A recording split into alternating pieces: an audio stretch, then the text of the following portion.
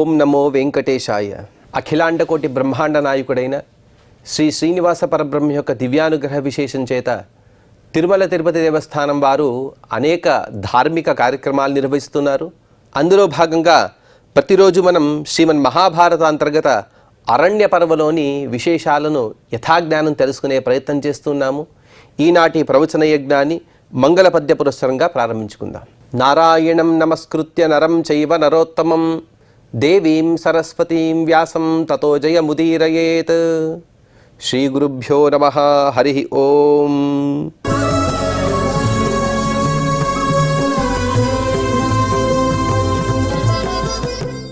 కామ్యకవనానికి ధర్మరాజు ప్రభుతులు, అలాగే శ్రీకృష్ణ పరమాత్మ, నారద మహర్షి గారు వీరికందరికి కూడా ఉపదేశించడానికి మార్కండేయ మహర్షి గారు వచ్చారు. మార్కండేయ మహర్షి గారు వచ్చిన తర్వాత ఆ మార్కండేయ మహర్షి గారిని స్తోత్రం చేస్తూ శ్రీకృష్ణ పరమాత్మ ఎన్నో మాటలను చెప్పి, మీరు ధర్మబద్ధమైనటువంటి మాటలను కొన్ని మాకు ఉపదేశించండి అని ధర్మరాజు ప్రభుతులందరూ కూడా ప్రార్థన చేసిన తర్వాత ధర్మరాజు కూడా కొన్ని ప్రశ్నలు అడిగాడు. సామాన్యంగా ధర్మరాజు అడిగిన ప్రశ్నలు జీవుని యొక్క కర్మలు, శుభాశుభ కర్మలు, వాటి ఫలితాలైన సుఖదుఖాలు, అలాగే పరలోకం అనగా స్వర్గం కానీ నరకం కానీ, దాదాపుగా వీటికి సంబంధించిన అనేక ప్రశ్నలను అడగగా మార్కండేయ మహర్షి గారు చక్కటి సమాధానాలను ఇస్తూ ఉన్నారు. ఇస్తూ పూర్వకాలంలో సృష్టి ఎలా ఉండేది, శుద్ధ సృష్టి అని చెప్పారు. ఆ కాలంలో ఎవరికి కష్టాలు లేవు, ఎవరికి కార్పణ్యాలు లేవు, ఎవరికి కూడా దుర్బుద్ధి అనేలే లేదు. కానీ ఎప్పుడైతే మనిషి దుర్బుద్ధిని పొందాడో అప్పుడే దుఃఖం ప్రారంభమైందయ్యా అని ఒక విషయాన్ని చెప్పిన తర్వాత, ఇక జీవుడు శుభాశుభ కర్మల యొక్క ఫలితాన్ని ఎక్కడ నిక్షిప్తం చేసుకుంటాడు? ఎందుకంటే ఏ శరీరం ద్వారా తను ఆ కర్మను చేశాడో ఆ శరీరం కూడా భస్మమైపోయింది, ఇక్కడే నశించిపోయింది. అతను వెళ్ళాడంటే తదుపరి ఏదైనా ఇంకొక శరీరం ఉండాలి కదా అని తను ప్రశ్నించాడు. దానికి సమాధానం కూడా ఇచ్చారు, చక్కటి సమాధానం. ఎప్పుడు కూడా జీవుడు ఒక శరీరాన్ని తను త్యజించాడు, వదిలేడంటే ఇంకొక శరీరాన్ని వెంటనే పొందుతాడు. రెండిటికి కూడా వ్యవధానం ఒక క్షణం కూడా లేదు. అంత తొందరలోనే ఒక్కొక్క శరీరాన్ని తను పొందుతూ పోతున్నాడు. కాబట్టి ఈ శరీరాన్ని వదిలిన వెంటనే తదుపరి అనుభవించిన సుఖదుఖాలను వెంటనే ఇంకొక శరీరం ద్వారా తను అనుభవిస్తూ ఉన్నాడు. ఆ సుఖదుఖాల యొక్క ఫలితము అలాగే పాపం కానీ పుణ్యం కానీ జీవుని యందే నిక్షిప్తమై ఉన్నాయి అని చెబుతూ ఇంకొన్ని విశేషాలను మార్కండేయ మహర్షి గారు చెబుతున్నారు. మార్కండేయ ఉవాచ తత్రాస్య స్వకృతం కర్మ ఛాయే వానుగతం సదా ఫలంత్యత సుఖార్హో వా దుఃఖార్హో వాథ జాయతే. కొన్ని ప్రశ్నలకు సమాధానం చెబుతూ, జీవుడైతే కొత్త శరీరాన్ని, నూతన శరీరాన్ని పొందాడో ఆ శరీరంలో పొందవలసిన అనగా ఆ శరీరాన్ని పొందిన తర్వాత పూర్వ శరీరంలో తను చేసినటువంటి శుభాశుభ కర్మలు, వాటి ద్వారా పొందవలసిన సుఖదుఖాలను ఈ శరీరంలో సమయానికి అనుకూలంగా పొందుతాడు. అంటే మనం ఏదైనా పూర్వజన్మలో శుభాశుభ కర్మలను చేసి ఉంటే తద్వారా సుఖదుఖాలను పొంది ఉంటే అది అదే జన్మలోనూ పొందవచ్చు, తర్వాతి జన్మలోనైనా పొందవచ్చు, తర్వాత కొన్ని వందల జన్మల తర్వాత అయినా పొందవచ్చు. కానీ వాటిని మాత్రం ఖచ్చితంగా తను అనుభవించవలసే ఉంటుంది.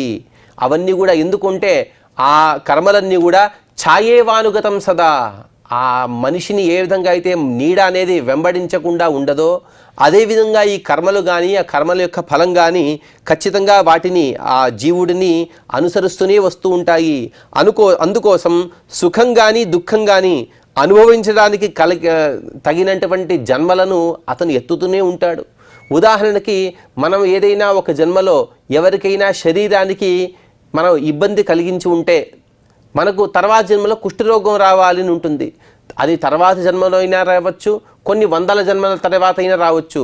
లేకపోతే ఎవరికైనా నీటిని దానం చేయకుండా ఉన్నందుకు బల్లిగా పుట్టాలంటే అది వెంటనే తర్వాత జన్మలోనైనా కలగవచ్చు, లేకపోతే కొన్ని జన్మల తర్వాత అయినా కలగవచ్చు. కానీ ఆ శుభాశుభ కర్మలకు సుఖదుఖాలను పొందకుండా ఉండడు ఖచ్చితంగా పొందవలసే ఉంటుంది. కృతాంత విధి సంయుక్త జంతుర్లక్షణై శుభై అశుభైర్వా నిరాదాన లక్ష్యతే జ్ఞానదృష్టిభిః. కర్మాల యొక్క ఫలాన్ని విధించే చతుర్ముఖ బ్రహ్మగారు కొన్ని నియమాలను పెట్టుకున్నారు. ఆ నియమాలకు అనుసారంగా వాడు శుభకర్మలకు సుఖాన్ని, అశుభకర్మలకు దుఃఖాన్ని, వాటిని ఆ నియమాలు కట్టుబడి ఉన్నవాడి ప్రతి ఒక్క జీవి కూడా వాటిని అనుభవం చేయవలసియే ఉంటుంది. లేకపోతే లేదు నేను అశుభకర్మ చేసినప్పటికీ కూడా నాకు దుఃఖమొద్దు, నేను దాన్ని అనుభవించను అని దాన్ని వ్యతిరేకించే సామర్థ్యం ఏ జీవుడికి లేదు. లేకపోతే నేను తిరస్కరిస్తాను అని తిరస్కరించి ఆ శుభాశుభ కర్మల యొక్క సుఖాన్ని కానీ దుఃఖాన్ని కానీ నేను అనుభవించకుండా ఉండను అని చెప్పే సామర్థ్యం ఎవరికీ లేదు. అంత వారించే శక్తి వారికి ఎవరికి కూడా లేదు. జ్ఞానదృష్టి ఎవరికైతే ఉంటుందో అశుభైర్వా నిరాదాన లక్ష్యతే జ్ఞానదృష్టిభి, ఎవరికైతే జ్ఞానదృష్టి ఉంటుందో వారు మాత్రం తాము చేసిన లేకపోతే ఇంకొకరు చేసిన శుభాశుభ కర్మలు వాటి యొక్క ఫలితాలను కూడా వారు దర్శిస్తారు.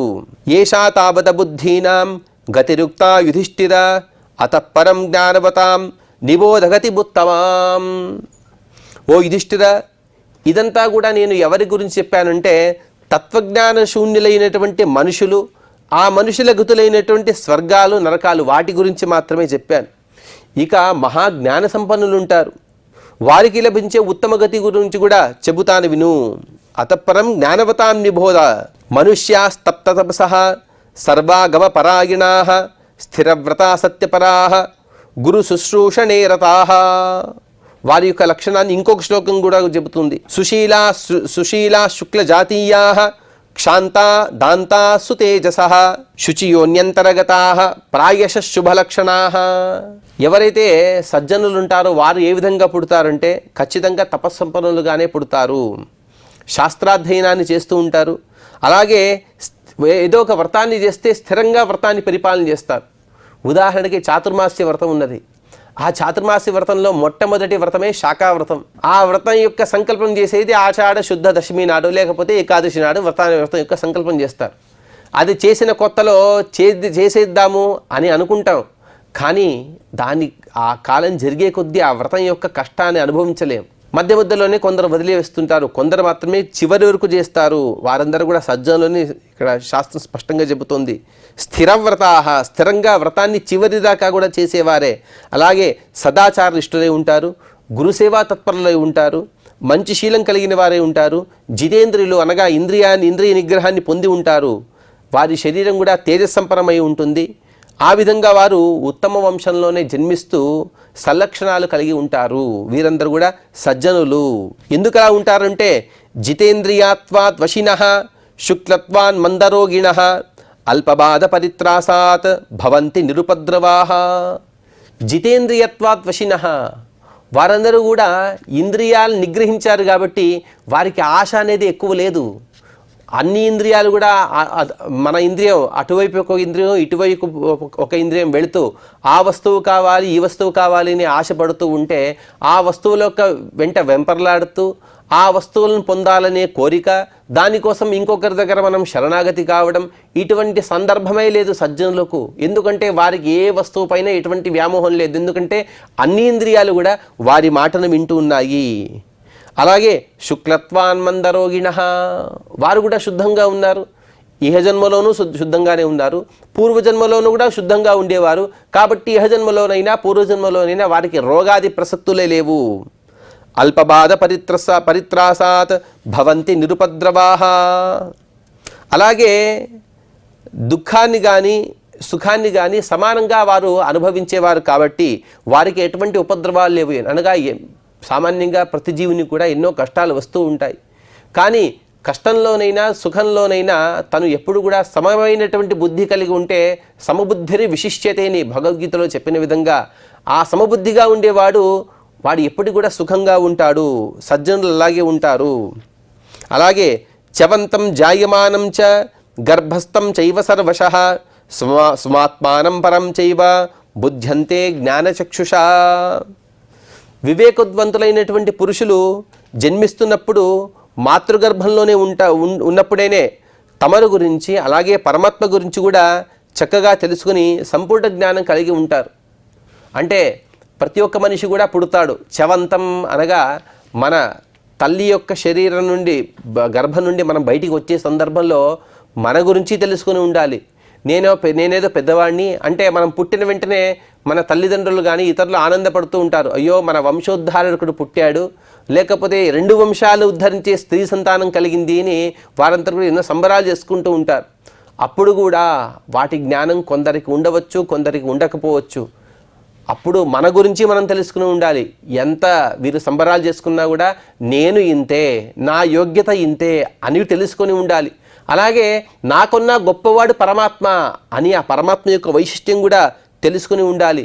అలా తెలుసుకున్న వారే సజ్జనులు. ఋషయస్తే మహాత్మానః ప్రత్యక్షాగమబుద్ధయః కర్మభూమిమిమాం ప్రాప్య పునర్యాంతి సురాలయం. సర్వజ్ఞాన సంపన్నులు మహాత్ములైనటువంటి ఆ ఋషులు ఈ కర్మభూమిపైకి వచ్చినా కూడా తిరిగి దేవలోకానికి వెళుతూనే ఉంటారు. ఇంకా వారు ఎటువంటి వారంటే ప్రత్యక్షాగమ బుద్ధయః, భూత భవిష్యత్ వర్తమానాలను చక్కగా తెలుసుకున్నవారు. వారు ఎప్పుడు కూడా కర్మభూమిలోనే పుడతారు, కర్మభూమిలోనే ఉంటారు. ఈ కర్మభూమి అనేటువంటి భారతదేశాన్ని వదిలి వెళ్ళరు. కించిదేవ స్వకర్మభిః ప్రాప్నువంతి నరారాజన్ మాతే స్త్వన్యా విచారణ.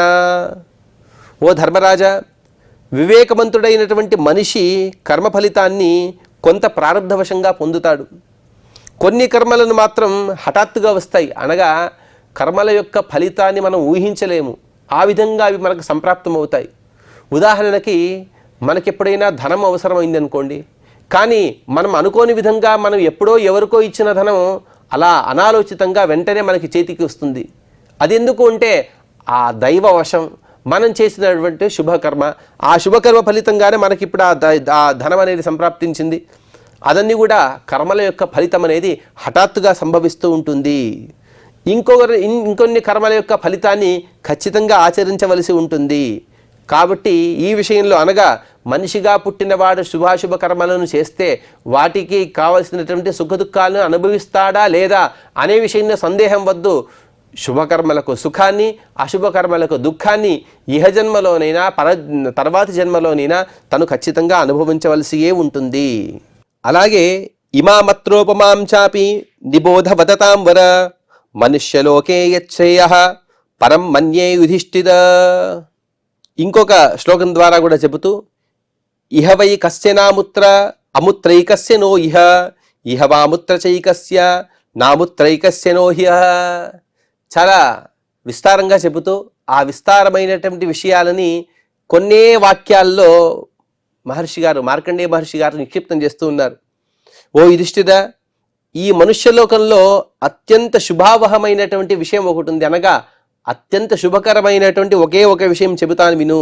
అదేమిటంటే ఒక వ్యక్తి ఈ లోకంలోనే అత్యంత సుఖాలను అనుభవిస్తాడు. వాడికి పరలోకంలో సుఖం అనేది ఉండదు. మనుష్యలోకే యచ్ఛేయః పరం మన్యే యుధిష్ఠిర ఇహ ఏకస్య నాముత్ర. ఒకడికి ఇక్కడ మాత్రమే సుఖం ఉంటుంది, పరలోకంలో సుఖం అనేది ఉండదు. దీనికి వ్యతిరేకంగా అముత్ర ఏకస్య నో ఇహ, ఇంకొకడు వ్యతిరేకంగా పైలోకాల్లో ఎక్కువగా సుఖాన్ని పొందుతాడు, కానీ ఇహలోకంలో తను సుఖాన్ని పొందడు, ఎప్పుడు కూడా కష్టపడుతూనే ఉంటాడు. ఇహవాముత్ర చైకస్య నాముత్రైకస్య నోహ్య, కానీ పరలోకంలో కూడా సుఖపడతాడు. ఇంకొకడికి ఇహలోకంలో అలాగే పరలోకంలో రెండు చోట్ల కూడా సుఖాన్ని పొందుతాడు. ఇంకొకడు ఉంటాడు, వాడు రెండు లోకాల్లో కూడా దుఃఖాన్ని పొందుతాడు. వీటిలో మధ్యలో చెప్పారు కదా, వాడు ఉత్తముడు అని అర్థం. ఎందుకంటే మనం చాలాసార్లు ఈ విషయాన్ని ప్రస్తావన చేసుకున్నాం. సాధారణంగా మనం బతికినంత వరకు కూడా మనం ఏదో 100 సంవత్సరాలు, 60 సంవత్సరాలు, 80 సంవత్సరాలు మన యోగ్యతానుసారంగా మనం బతుకుతూ ఉంటాం. ఇప్పుడు బతికిన కాలమే నిజమైన కాలం. తర్వాత పైకి వెళితే ఏదో కొద్ది కాలం ఉంటే వచ్చేస్తామని మనం అనుకుంటూ ఉంటాం. కానీ అలా కాదు. మనం ఇక్కడ బతికే కాలం చాలా తక్కువ. పైలోకాల్లో ఉండేటువంటి కాలం ఎక్కువ. కాబట్టి ఇక్కడ మనం కష్టపడుతూ ఉంటే పైలోకాల్లో అనగా చాలా కాలం వరకు కూడా మనం సుఖంగా ఉండవచ్చు. అది ఒక చిన్న ఉపాయం ద్వారా, అనగా మనం ఇక్కడ ఉండేది కొంతవరకే, పైలోకాల్లో ఎక్కువ ఉండాలి. కాబట్టి మనం ఇక్కడ ఎక్కువ సత్కర్మలను చేయాలి. సత్కర్మలు అనేది ఎప్పుడు కూడా కష్టపడుతూనే ఉండాలి. అదే మధ్యలో చెప్పినటువంటి వాడు ఈ ఇహవాముత్ర చైకస్య అని. ఒకడు అముత్రైకస్య నో ఇహ, ఇంకొందరు పైలోకాల్లో మాత్రమే సుఖాన్ని పొందుతూ ఉంటారు, ఇహలోకాల్లో ఏ విధంగా అయితే సుఖాన్ని పొందరో అని చెప్పిన విధంగా మనం కూడా ఇహలోకంలో ఎక్కువ కష్టపడితే, ఎక్కువ సత్కర్మలను చేస్తే పైలోకాల్లో మనం సుఖంగా ఉండవచ్చు. ఆ విధంగా కొందరు ఇహలోకంలో పరలోకంలో కూడా సుఖాన్ని పొందుతాడు. ఇంకొందరు ఉంటారు, వాడు ఇహలోకంలో లేకపోతే పరలోకంలో రెండు చోట్ల కూడా సుఖాన్ని పొందడు. దానికి కొన్ని ఉదాహరణ కూడా చెబుతున్నారు మహర్షి గారు. ధనాని యేషాం విపులాని సంతి నిత్యం రమంతే సువిభూషితాంగాః తేషామయాం శత్రువరఘ్నలోకే నాసో సదా దేహ సుఖే రతానాం. ఓ యుధిష్ఠిర, ఇహలోకంలో పుష్కలంగా ధనం ఉంటుంది కొందరికి. వాళ్ళు రకరకాలైనటువంటి ఆభరణాలతో తమను తాము అలంకరించుకుంటారు, ఎన్నో సుఖకరమైనటువంటి భోగాలు అనుభవిస్తారు. అదేవిధంగా విషయాల పట్ల, విషయ సుఖాల పట్ల, లేకపోతే శారీరక సుఖాల పట్ల దృష్టి గల వారికి ఇహలోకంతోనే తప్ప పరలోకంలో ఎటువంటి సౌఖ్యం అనేదే ఉండదు. వాడెప్పుడు కూడా ఈ ఆభరణాలు లేకపోతే ఈ శారీరక సుఖాలు ఇవే శాశ్వతమని అనుకుంటూ ఉంటాడు. ఇహలోకంలో సుఖాన్ని పొందుతాడు, కానీ పరలోకానికి వెళ్ళిన తర్వాత ఎక్కువ కష్టాన్ని పొందుతూ ఉంటాడు. కానీ ఏ యోగయుక్తాస్తపసి ప్రసక్తాః స్వాధ్యాయశీలా జరయంతి దేహాన్ జితేంద్రియా ప్రాణివధే నివృత్తాః తేషామసౌ నాయమరిఘ్నలోకః. అంటే ఇంతకుముందు చెప్పిన 2 శ్లోకాల్లో చెప్పిన విషయాల్ని కాస్త ఇక్కడ విస్తారంగా వివరిస్తూ ఉన్నారు. ఓ యుధిష్ఠిర, ఇంకొకడు ఉంటాడు. వాడు ఏ విధంగా ఉంటాడంటే ఈ లోకంలో ఉన్నప్పుడు యోగ సాధన చేస్తూ ఎప్పుడు కూడా తపస్సులో లీనమైపోయి ఉంటాడు, ఎప్పుడూ సత్కర్మలను చేస్తూ ఉంటాడు. వాడు శారీరకమైనటువంటి సౌఖ్యాల గురించి ఎక్కువ వ్యామోహాన్ని పొంది ఉండడు, అసలు దాన్ని పట్టించుకోడు. వాడు ఏం చేస్తాడంటే ఈ లోకంలో సుఖం పడడు, కానీ పరలోకంలో వాడికి అత్యంత సుఖాన్ని పొందుతాడు. ఉదాహరణకి మనం ఉదయం త్వరగా లేవాలి, లేచిన తర్వాత పరమాత్మ యొక్క పూజల కోసం పూలు తీసుకురావాలి. అయ్యో, ఇంత నుండి ఉదయం త్వరగా లేవడం ఒక కష్టం అయితే అన్ని పూలను తీసుకురావడం ఒక కష్టం. కానీ ఎవడైతే సత్స్వభావం కలిగిన వ్యక్తి ఉంటాడో వాడిని చేస్తాడంటే త్వరగా లేస్తాడు, కష్టమైనా సరే, చలి అయినా లేకపోతే ఎండ అయినా వర్షమైనా అలా వెళ్ళి పరమాత్మ యొక్క పూజ కోసం పూలు తీసుకొస్తాడు. దానికి ఫలితంగా ఏమనిపిస్తాడంటే వాడు వేసినవి 2, 3, 4 పూలు. కానీ అక్కడ వెళ్ళిన తర్వాత పరలోకంలో పరమాత్మ వాడికి కొన్ని లక్షల పూలను ఇస్తాడు వీటిని భోగం చేయమని. అంటే ఇహలోకంలో తాను కష్టపడినప్పటికీ కూడా పరలోకంలో మాత్రం ఉత్తమమైనటువంటి సుఖాన్ని పొందుతాడు. ఏ ధర్మమేవ ప్రథమం చరంతి ధర్మేణ లబ్ధ్వా చ ధనాని కాలే దారానవాప్య క్రతుభిర్యజంతే తేషామయం దైవ పరశ్చ లోకః.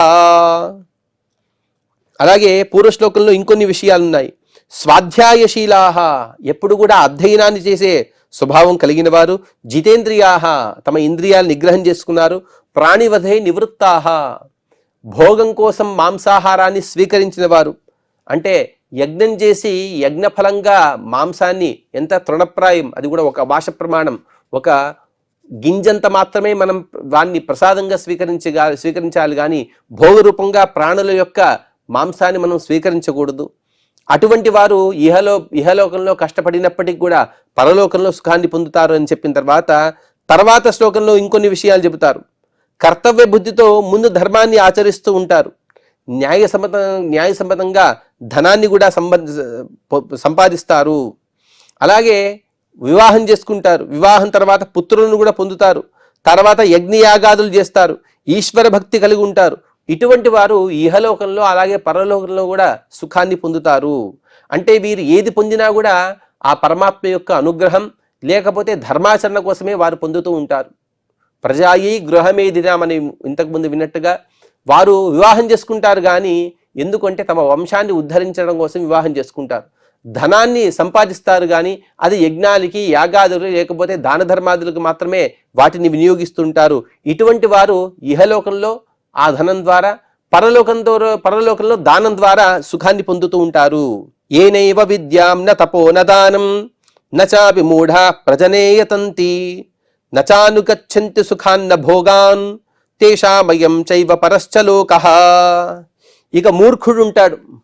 వాడు ఎటువంటి వాడుంటే ఏనైవ దానం ఏనైవ విద్య, వాడు విద్యను అభ్యసించడు. ఎందుకంటే విద్యాభ్యాసం చేయాలంటే గురువుని సేవించాలి, గురుకులంలో ఎన్నో పనులు చేయాలి, కాబట్టి నేను విద్యాభ్యాసానికి వెళ్ళడం ఉంటాడు.